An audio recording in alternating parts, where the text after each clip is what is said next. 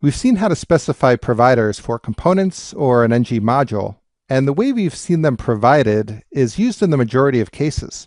But sometimes we might want to provide something other than just an instance of a class. For instance, you could provide just about anything, a string, some other object, or even a number or a Boolean value. So let's see a few more ways that we can work with Angular's DI engine. So here we have our providers array, and we're specifying salary service.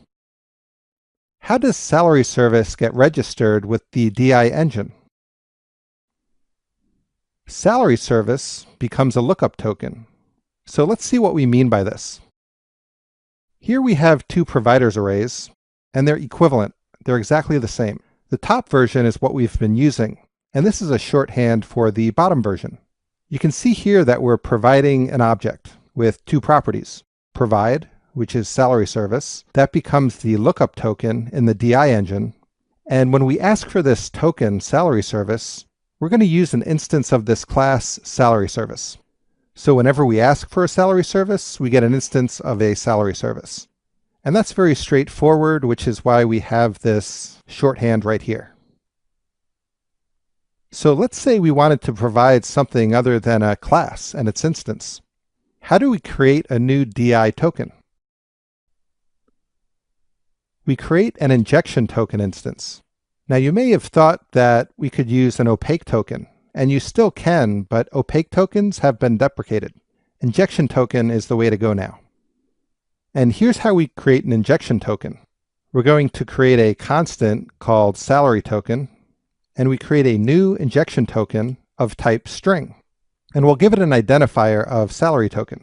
Now this identifier is not the string, which is the generic parameter.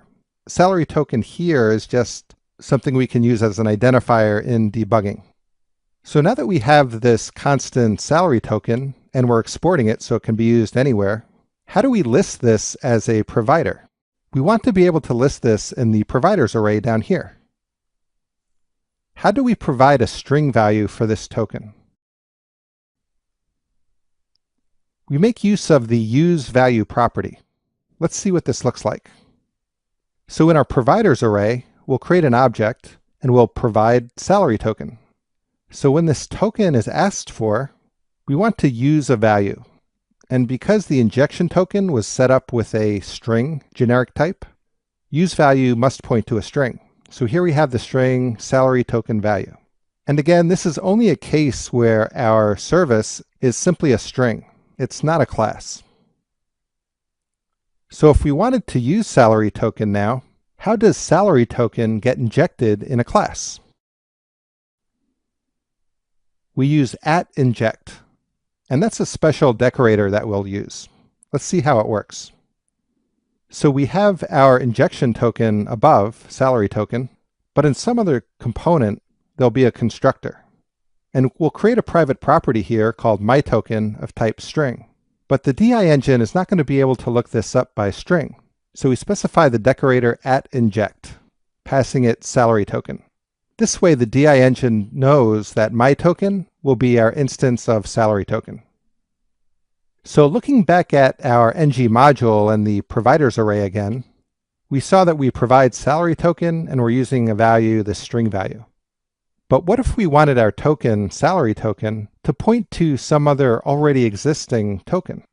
What if we didn't want to use a new value, but we wanted to use something that already exists and is already being provided? How can we use our token to reference an existing token?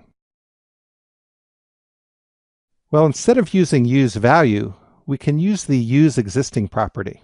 And let's see what that looks like. So let's just take this as an example. Now we're creating an injection token of type salary service. And in our providers array, we're already providing salary service right here. But now we want salary token to point to that. So we provide salary token, useExisting salary service, which is the token for the salary service class. And this is an advanced use of tokens and the dependency injection system.